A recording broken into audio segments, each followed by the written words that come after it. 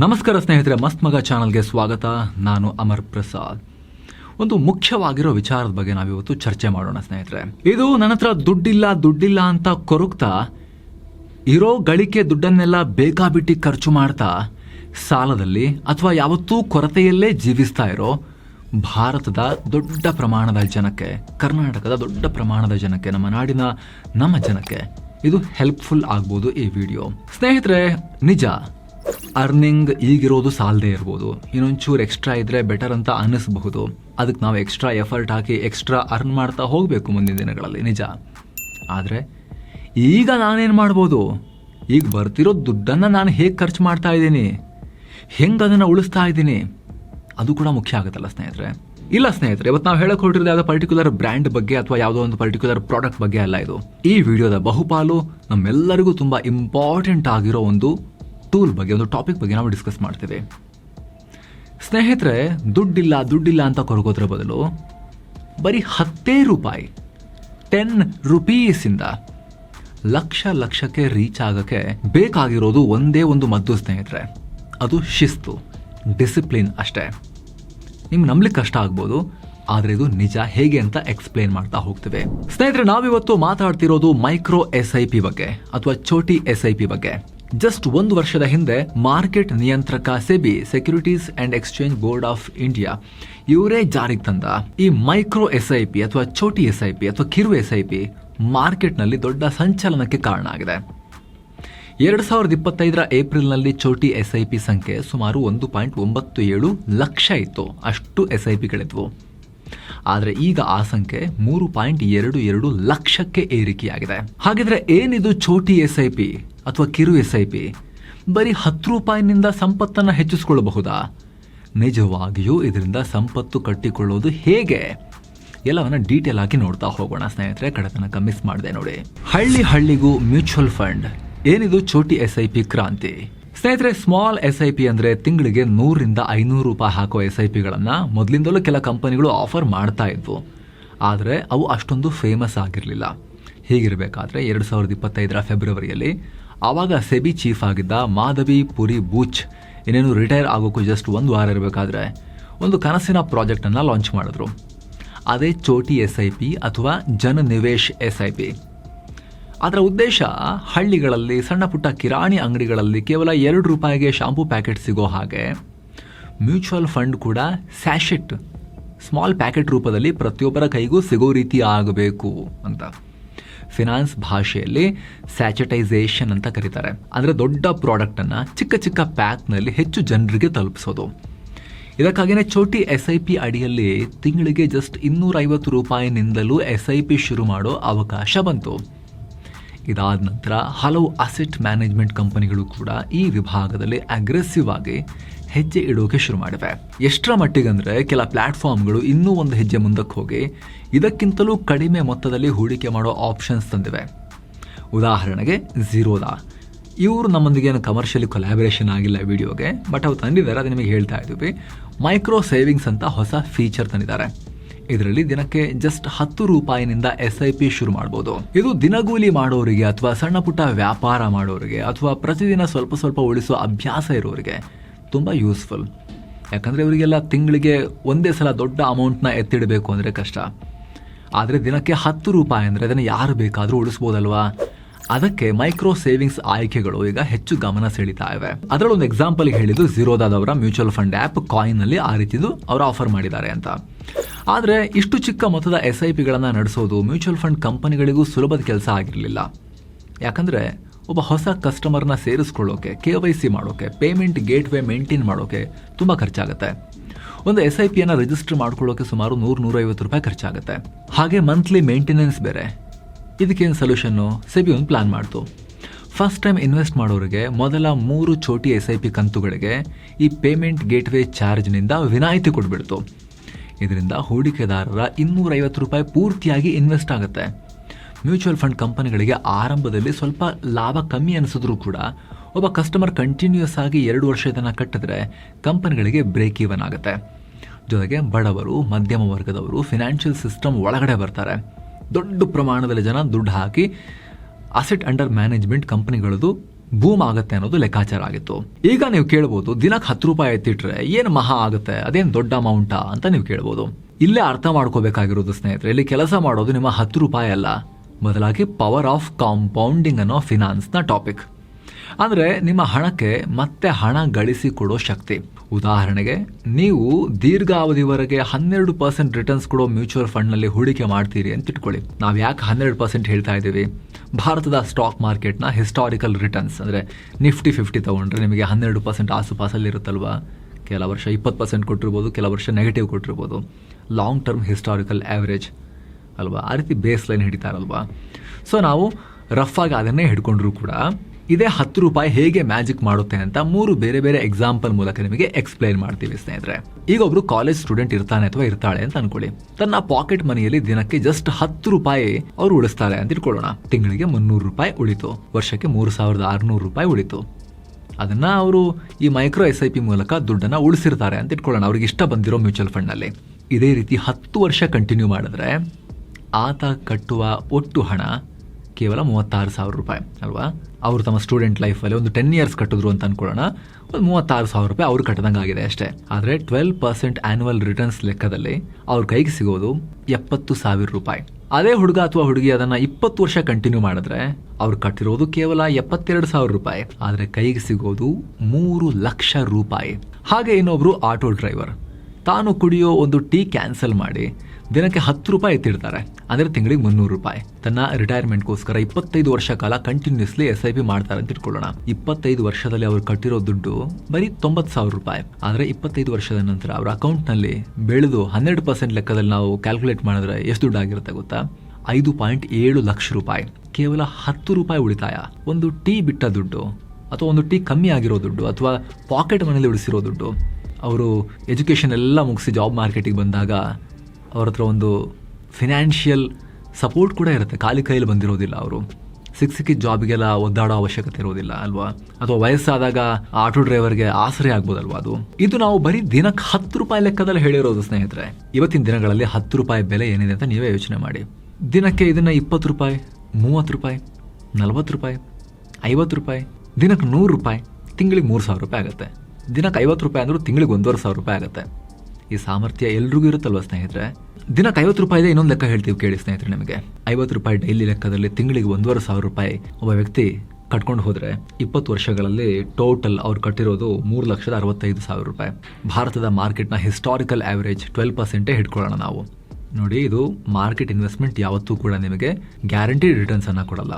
ಜಾಸ್ತಿನೂ ಕೊಡ್ಬೋದು, ಕಮ್ಮಿನೂ ಕೊಡ್ಬೋದು, ಅಥವಾ ಈ 12% ಕೊಡ್ಬೋದು. ಪ್ರಿಡಿಕ್ಟ್ ಎಲ್ಲ ಮಾಡೋಕ್ಕಾಗಲ್ಲ. ಇದು ನಾವು ಹಿಸ್ಟಾರಿಕಲ್ ಆ್ಯಾವ್ರೇಜ್, ಪಾಸ್ಟ್ ಪರ್ಫಾರ್ಮೆನ್ಸ್ನ ಆಧಾರದ ಮೇಲೆ ರಫ್ ಆಗಿ ನಾವು ಅಷ್ಟನ್ನೇ ನಾವು ಅಂದುಕೊಂಡ್ರು ಕೂಡ, ಅಸ್ಯೂಮ್ ಮಾಡಿದ್ರು ಕೂಡ ಆ 3,65,000 ರೂಪಾಯಿ ದಿನಕ್ಕೆ 50 ರೂಪಾಯಿ ಥರ ತಿಂಗಳಿಗೆ 1,500 ರೂಪಾಯಿ ಥರ ಹಾಕ್ತಾ ಹೋಗಿರೋದು ಅವ್ರ ಕೈಗೆ ಸಿಗಬೇಕಾದ್ರೆ 15,24,000 ರೂಪಾಯಿ ಆಗಿರುತ್ತೆ 20 ವರ್ಷಗಳ ಬಳಿಕ. ಪವರ್ ಆಫ್ ಕಾಂಪೌಂಡಿಂಗ್ನ ತಾಕತ್ ಏನು ಗೊತ್ತಾ ಸ್ನೇಹಿತರೆ? 20 ವರ್ಷಕ್ಕೆ ಅವ್ರು ತೆಗ್ದಿಲ್ಲ ಅಂತ ಅನ್ಕೊಳ್ಳೋಣ, ಇನ್ನೊಂದು 5 ವರ್ಷ ಕಂಟಿನ್ಯೂ ಮಾಡಿದ್ರು, ಜಸ್ಟ್ 5 more years ಕಂಟಿನ್ಯೂ ಮಾಡಿದ್ರು. 20 ಅಲ್ಲ, ಜಸ್ಟ್ 5 more years ಕಂಟಿನ್ಯೂ ಮಾಡಿದ್ರು ಅಂತ ಅನ್ಕೊಳ್ಳೋಣ. ವಿಡ್ರಾ ಮಾಡಿಲ್ಲ ಅವರು. ಅವ್ರದ್ದು ವ್ಯಾಲ್ಯೂ ಈಗ ಟೋಟಲ್ ಕಾರ್ಪಸ್ 15 lakh ಹತ್ತಿರ ಇದೆ. 3 ಚಿಲ್ಲರೆ ಅಷ್ಟೇ ಕಟ್ಟಿರೋದು, 15 lakh ಹತ್ತಿರ ಹೋಗಿದೆ ಅವ್ರದ್ದು 12% CAGR ಅಲ್ಲಿ. ಇನ್ನೊಂದು 5 ವರ್ಷ ಬಿಡ್ತಾರೆ ಅಂತ ಇಟ್ಕೊಳ್ಳೋಣ. ಬಟ್ 50 ರೂಪೀಸ್ನ ಡೈಲಿ ಕಟ್ಟೋದನ್ನು ಕಂಟಿನ್ಯೂ ಮಾಡಿದ್ದಾರೆ ಅಂತ ಇಟ್ಕೊಳ್ಳೋಣ. 25 year ಎಂಡ್ನಲ್ಲಿ ಅವರು ಟೋಟಲ್ ಇನ್ವೆಸ್ಟ್ ಮಾಡಿರೋದು 4,56,000 ರೂಪಾಯಿ ಚಿಲ್ಲರೆ ಅಷ್ಟೇ. ಕಾಂಪೌಂಡಿಂಗ್ ಆಗಿ ಆಗಿ ಚಕ್ರ ಬಡ್ಡಿ ಥರ ಕಾಂಪೌಂಡಿಂಗ್ ಆಗಿ ಆಗಿ ಆಗಿ ಮಾರ್ಕೆಟಲ್ಲಿ 12% ಥರನೇ ರಿಟರ್ನ್ ಬಂತು ಅಂತ ಅಂದ್ಕೊಂಡ್ರೆ ನಾವು, ಜಾಸ್ತಿ ಬಂದಿದ್ರೆ ಇನ್ನೂ ಜಾಸ್ತಿನೇ ಸಿಗುತ್ತೆ, ಬಟ್ 12% ಅಂತ ಅಸ್ಯೂಮ್ ಮಾಡಿದ್ರೆ ಅಂದ್ಕೊಂಡ್ರೆ ನಾವು 29,01,338 ರೂಪಾಯಿಗೂ ಅಧಿಕ ಅದು ಬೆಳೆದಿರುತ್ತೆ. ಡೈಲಿ 50 ರೂಪೀಸ್ನ ಪವರ್ ಇದು. ಅದೇ 100 ರೂಪೀಸ್ ಆದರೆ ನೀವು ಕ್ಯಾಲ್ಕುಲೇಟ್ ಮಾಡ್ತಾ ಹೋಗ್ಬೋದು.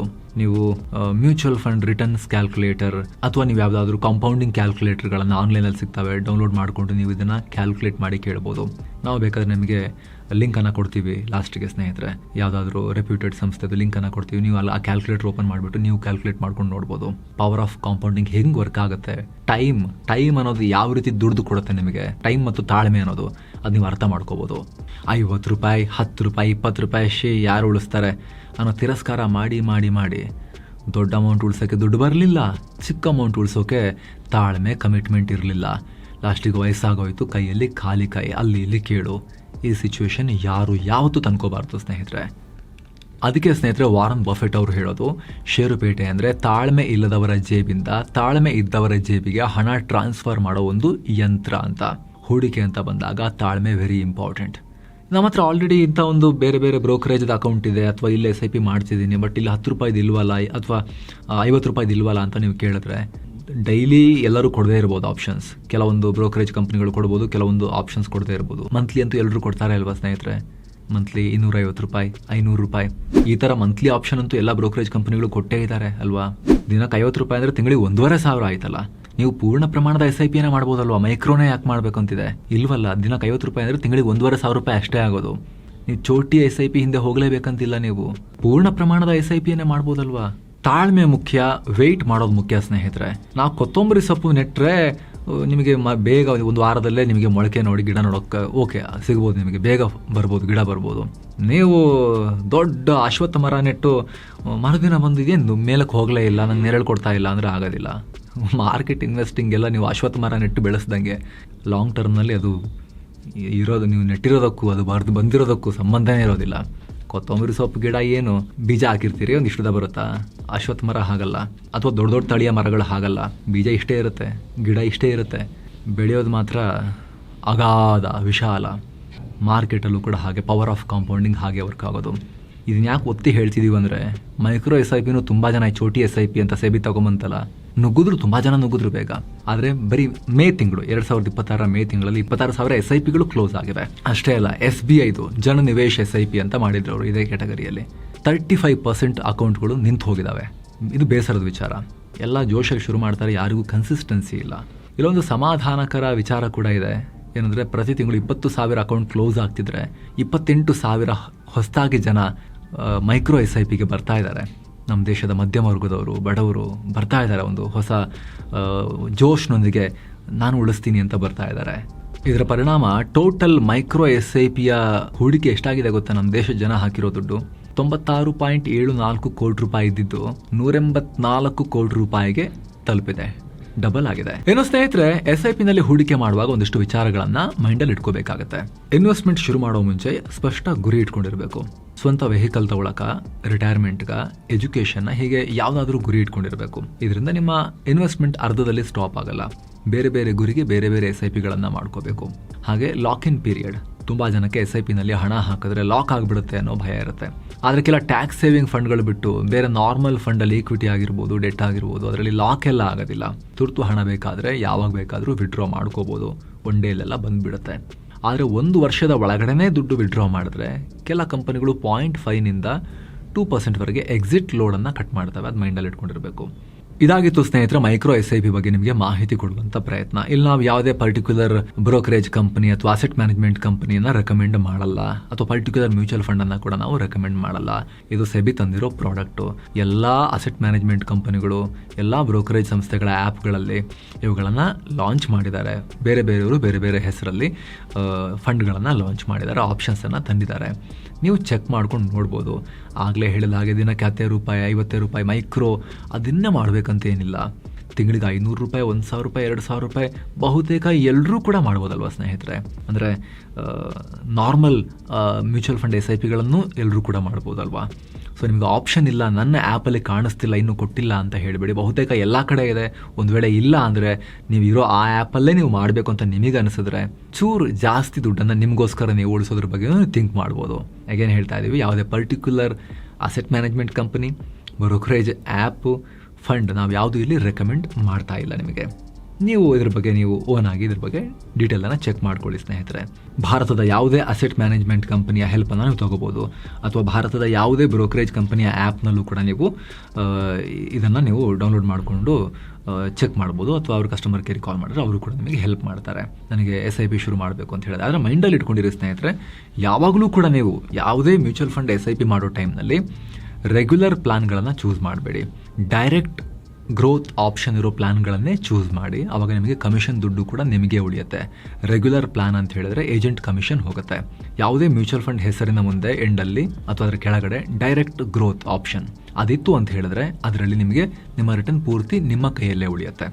ಅದು ಕಮಿಷನ್ ಬೇರೆಯವರು ಅವ್ರ ಕೋಡ್ ಹಾಕಿಬಿಟ್ಟು ಕಮಿಷನ್ ತಗೊಳಕ್ಕಾಗೋದಿಲ್ಲ. ರೆಗ್ಯುಲರ್ ಅಂತ ಬಂತು ಅಂತ ಹೇಳಿದ್ರೆ ಅದರ ಎಂಡಲ್ಲಿ, ಹೆಸರಿನ ಎಂಡಲ್ಲಿ ಅಥವಾ ಕೆಳಗಡೆ ಆವಾಗ ನಿಮ್ಮ ಪ್ಲಾನ್ ಅಡಿಗಡೆ ಅವ್ರದ್ದು ಕೋಡ್ ಹಾಕಿಬಿಟ್ಟು ಏಜೆಂಟ್ ಕೋಡ್ ಹಾಕಿಬಿಟ್ಟು ಅವ್ರು ಕಮಿಷನ್ ತೊಗೊಳ್ತಾರೆ. ಹಾಗಂತ ಅದು ಕೆಡ್ತು ಅಂತ ನಾವು ಹೇಳ್ತಿಲ್ಲ. ಯಾರಿಗೆಲ್ಲ ಐಡಿಯಾನೇ ಇರೋದಿಲ್ಲ ಅವ್ರಿಗೆ ಎಜುಕೇಟ್ ಮಾಡಿ ಏಜೆಂಟ್ಗಳು ಅದನ್ನು ಜಾಬ್ ಮಾಡ್ತಿರ್ತಾರೆ, ಉದ್ಯೋಗ ಮಾಡ್ತಿರ್ತಾರೆ. ಅವರು ಅವರನ್ನು ಕೆಟ್ಟದಾಗಿ ನೋಡಬಾರ್ದು ಏಜೆಂಟ್ಗಳನ್ನು ಕೂಡ. ಅದು ಒಂದು ಜಾಬ್. ಅದು ತುಂಬ ಜನಕ್ಕೆ ಮ್ಯೂಚುವಲ್ ಫಂಡ್ ಅಂದರೆ ಏನಂತನೂ ಗೊತ್ತಿಲ್ಲ. ಇವರು ಅವರಿಗೆಲ್ಲ ಹೋಗಿ ಎಕ್ಸ್ಪ್ಲೇನ್ ಮಾಡಿ ಇನ್ವೆಸ್ಟ್ ಮಾಡಿಸ್ತಾರೆ. ಒಂದು ಸ್ಮಾಲ್ ಪರ್ಸೆಂಟೇಜ್ ಅದು ಜೀವನೋಪಾಯನೇ ಅದೇ ಆಗಿರುತ್ತೆ ಅವ್ರದ್ದು, ಅವ್ರಿಗೆ ಅದು ಹೋಗುತ್ತೆ. ಆದರೆ ನಿಮಗೆ ಅದನ್ನು ಉಳಿಸ್ಬೇಕು ಅಂತ ಹೇಳಿದ್ರೆ ನಾನು ನಿಮಗೆ ಹೇಳ್ತಾ ಇರೋದು ಇದನ್ನು, ರೆಗ್ಯುಲರ್ ಪ್ಲಾನ್ಗಳನ್ನು ಚೂಸ್ ಮಾಡಿಬಿಡಿ ಅದನ್ನು ಉಳಿಸ್ಬೇಕು ಅಂತ ಹೇಳಿದ್ರೆ. ಜೊತೆಗೆ ನಿಮಗೆ ಅದ್ರ ಬಗ್ಗೆ ಸ್ವಲ್ಪ ಟೆಕ್ ಸೇವಿ ಇದ್ದೀರಿ, ನಿಮಗೆ ಆ್ಯಪ್ನಲ್ಲಿ ಅಥವಾ ವೆಬ್ಸೈಟ್ನಲ್ಲಿ ನಿಮಗೆ ಮಾಡೋಕ್ಕೆ ಬರುತ್ತೆ ಅಂತ ಹೇಳಿದ್ರೆ ನೀವು ಆ ಕಮಿಷನನ್ನು ಕೂಡ ಉಳಿಸ್ಬೋದು ಅಂತ ಅಷ್ಟೇ ನಾವು ನಿಮಗೆ ಹೇಳ್ತಾ ಇರೋದು. ಡೈರೆಕ್ಟ್ ಗ್ರೋತ್ ಆಪ್ಷನ್ ಇರುವಂತಹ ಮ್ಯೂಚುವಲ್ ಫಂಡ್. ಕಡೆದಾಗಿ ನಿಮ್ಮಲ್ಲಿ ಒಂದು ಮನವಿ ಸ್ನೇಹಿತರೆ, ವಿಡಿಯೋ ಕೆಳಗಿರೋ ಜಾಯಿನ್ ಬಟನ್ ಮೂಲಕ ಆಸಕ್ತ ವೀಕ್ಷಕರು ನಮ್ಮ ಚಾನಲ್ಗೆ ಮೆಂಬರ್ಸ್ ಆಗಿ ಜಾಯಿನ್ ಆಗ್ಬೋದು. ಎಲ್ಲ ಮೆಂಬರ್ ಓನ್ಲಿ ವೀಡಿಯೋಸನ್ನು ನೀವು ನೋಡೋಕೆ ಶುರು ಮಾಡ್ಬೋದು. ಆಗ ಆಸಕ್ತ ವೀಕ್ಷಕರು ವಿಡಿಯೋ ಕೆಳಗಿರೋ ಜಾಯಿನ್ ಬಟನ್ ಮೇಲೆ ಕ್ಲಿಕ್ ಮಾಡೋ ಮೂಲಕ ಒಂದ್ಸಲಿ ನಾವು ಆಲ್ರೆಡಿ ಪಬ್ಲಿಷ್ ಮಾಡಿರೋ ಮೆಂಬರ್ ಓನ್ಲಿ ವೀಡಿಯೋಸನ್ನು ಚೆಕ್ ಮಾಡಿ ನೋಡ್ಬೋದು. ಮೆಂಬರ್ ಓನ್ಲಿ ಬಿಸ್ನೆಸ್ ಸೇರಿದ ಹಾಗೆ ಸಾಕಷ್ಟು ಯೂಸ್ಫುಲ್ ವ್ಯಾಲ್ಯೂಬಲ್ ವೀಡಿಯೋಸ್ನ ಇಲ್ಲಿ ನಾವು ಪಬ್ಲಿಷ್ ಮಾಡ್ತಾ ಇದ್ದೀವಿ. ಅವು ನಿಮಗೂ ಯೂಸ್ಫುಲ್ ಅಂತ ಅನಿಸಿದ್ರೆ ನೋಡಿದ್ಮೇಲೆ ಆಗ ನೀವು ಜಾಯ್ನ್ ಆಗೋದ್ರ ಬಗ್ಗೆ ಡಿಸೈಡ್ ಮಾಡ್ಬೋದು. ದಯವಿಟ್ಟು ಆಸಕ್ತರು ವಿಡಿಯೋ ಕೆಳಗಿರೋ ಜಾಯಿನ್ ಬಟನ್ ಮೇಲೆ ಕ್ಲಿಕ್ ಮಾಡಿ ಡೀಟೇಲ್ಸ್ ಚೆಕ್ ಮಾಡಿ ಮತ್ತೆ ಭೇಟಿ ಆಗ್ತಿರೋಣ ಸ್ನೇಹಿತರೆ. ನಮಸ್ಕಾರ.